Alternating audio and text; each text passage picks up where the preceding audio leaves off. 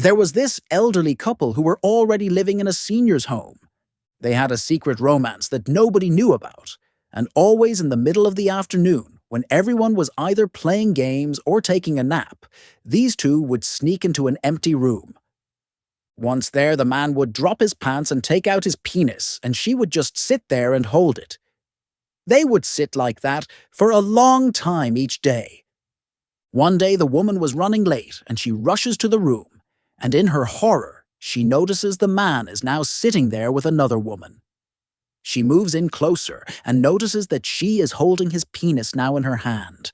She starts crying and shouts to him, "What does she have that I don't have?" He makes a big smile and says, "Parkinson's. Last week, my friends and I decided to try out a new restaurant in town called Steve's Place, which had been generating some buzz. As soon as we arrived and were seated, we couldn't help but notice that the waiter who came to take our order had a spoon sticking out of his shirt pocket. It struck us as rather odd and out of place, a peculiar detail that didn't quite fit the ambiance of the restaurant. As we settled in and began to look over the menu, the busboy arrived to bring us our water and utensils, and we were surprised to see that he also had a spoon in his shirt pocket, mirroring the waiter's strange fashion choice. In fact, as we glanced around the dining area, observing the other staff members as they attended to customers, it became apparent that every single staff member, from the hostess to the servers, had a spoon conspicuously placed in their pocket.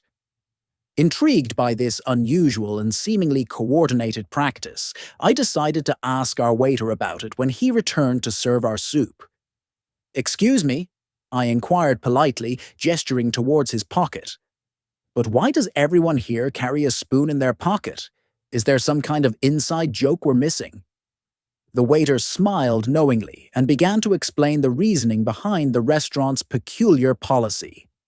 "You see," he said, "the restaurant's owner recently hired Anderson Consulting, a well-known firm, to revamp all of our processes and improve overall efficiency. After several months of meticulous analysis and data collection, they discovered that the spoon is the most frequently dropped utensil in our establishment. Their data showed an average drop frequency of roughly 3 spoons per table per hour, which was causing significant delays and wasted time." He continued, elaborating on the consulting firm's solution. "So, by having each staff member carry a spare spoon with them at all times, we can significantly reduce the number of trips back to the kitchen to retrieve a clean one, thereby saving approximately 15 man-hours per shift. It's all about streamlining the workflow." As if on cue and with perfect comedic timing, I accidentally dropped my spoon right after hearing his explanation, the clatter echoing slightly in the quiet restaurant. Without missing a beat, the waiter reached into his pocket, produced a clean spare spoon, and handed it to me, saying, "Here you go. I'll just grab another spoon the next time I'm in the kitchen, instead of making a separate trip to fetch one right now." I couldn't help but be impressed by the sheer efficiency and practicality of the system, even if it looked a little odd. However, something else caught my eye as the waiter turned to leave. I noticed that there was a string hanging out of the waiter's fly. Upon closer inspection, it appeared that all the waiters had a similar string dangling from their trousers. Curious about this new and even stranger detail, I asked the waiter about it before he walked away.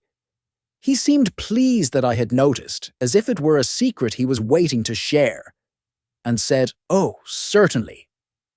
Not everyone is as observant as you. You see, that same consulting firm, Anderson Consulting, discovered that we can save even more time in the restroom by tying this string to the tip of our, you know what. That way, we can pull it up without actually touching it with our hands, thus eliminating the need to wash our hands afterwards. This seemingly small change cuts the time spent in the restroom by a remarkable 57%.